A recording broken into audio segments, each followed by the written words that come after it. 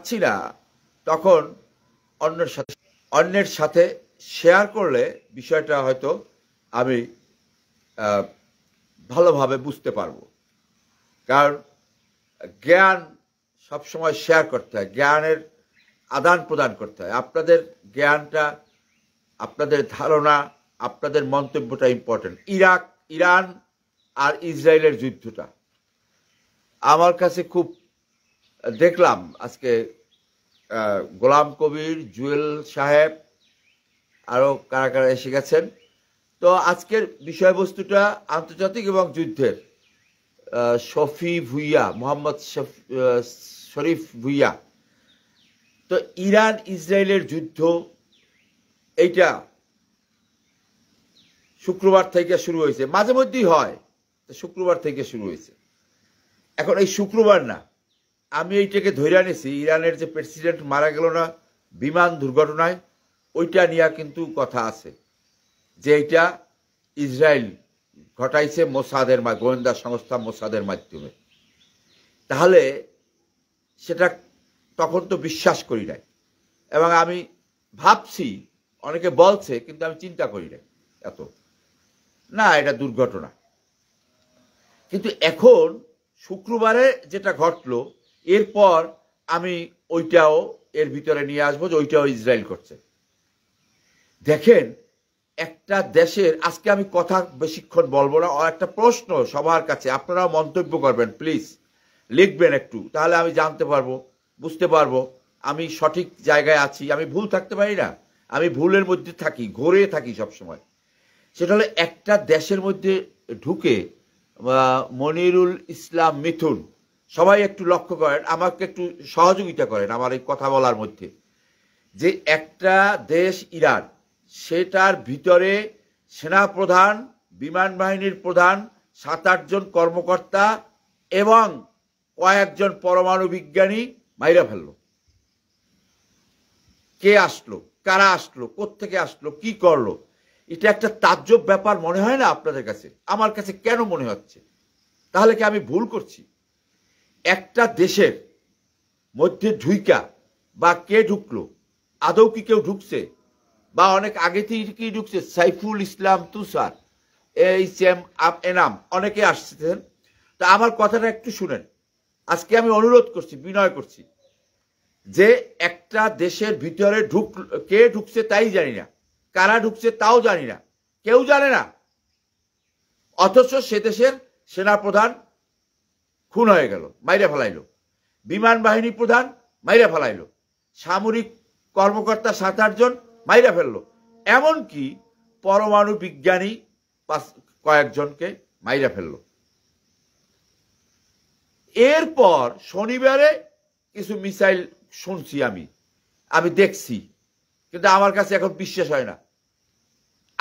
আমরা কি মারতে পারলাম সেটা না, ইরান ইসরায়েলে তামা কইরা ফেলাও সেটা বিষয় না, সেটা হোক, তারপর দেখতে পারবো।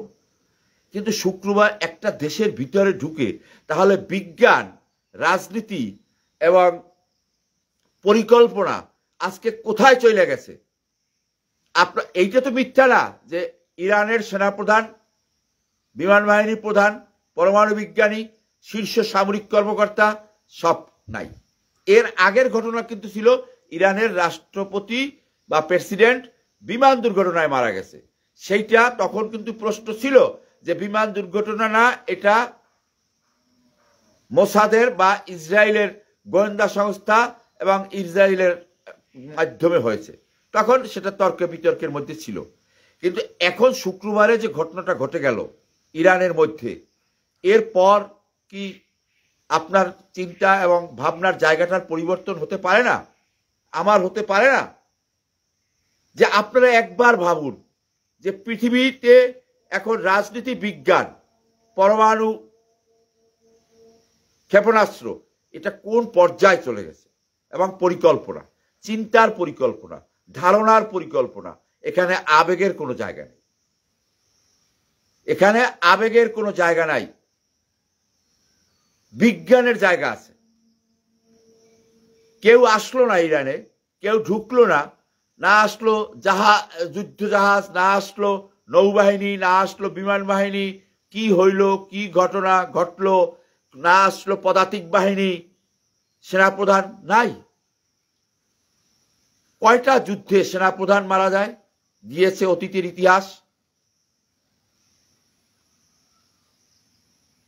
তো তাজ্জব ব্যাপার, এটা তো তাজ্জব ব্যাপার আমার কাছে মনে হচ্ছে। তাহলে আমি যদি ভুল করে থাকি, তাহলে আপনাদের কাছে আমি প্রশ্নগুলো শুনে দিচ্ছি, ওবায়দুল সাহেব, কে এম কামরুল ইসলাম সোহেল সাহেব, যে তাহলে কি আমি ভুল বলছি বা আমি ভুল সংবাদ পেয়েছি? এইটা তো নিশ্চিত যে একটা দেশের সেনা প্রধান নাই, বিমান বাহিনী প্রধান নাই। আমি বারবার বলছি কেন জানেন? যে সেনা প্রধান নাই, বিমান বাহিনীর প্রধান খুন হয়ে গেল, সামরিক কর্মকর্তারা খুন হয়ে গেল, তারপর পরমাণু বিজ্ঞানীরা টার্গেট হয়ে গেল, খুন হয়ে গেল একটা দেশের মধ্যে। এটা তো তাণ্ডব হয়ে গেল, যুদ্ধ তো হয়ে গেছে। আমার শেষ কথা যেটা, এই বিষয়ে আপনাদের মন্তব্য আশা করি। তাহলে কি